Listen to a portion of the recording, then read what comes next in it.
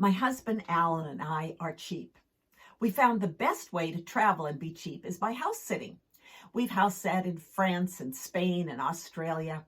We got accepted at a house sit in Portugal where the homeowner, Wendy, told us she lived next to a castle. Wendy picked us up at the train station, and as we got to her house, I noticed there was no castle, and she said, "The castle exists in my mind." She took us to a large covered cage and said to Alan, "If you value your face, you'll never go in there." The cage held an aggressive parrot that hated men.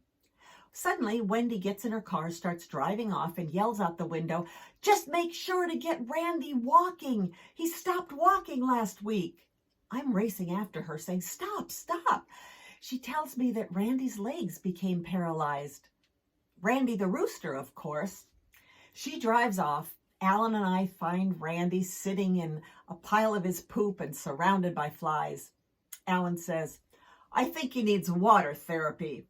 We get a large tub. Alan holds Randy in the tub, and I hold on to Randy's scrawny little rooster legs and move them back and forth, hoping he'll do a rooster swim stroke. Randy sinks. Alan says, "I'm building him a therapeutic walking device." So we find a big bag, cut the holes out at the bottom, and put Randy inside. Then Alan adds a bungee cord to the handle on this bag. And for the next 3 weeks, after Randy's water therapy, we put him in this bag, hold the bungee cord, and sort of bounce him up and down on the driveway, hoping to build strength in his legs. No results.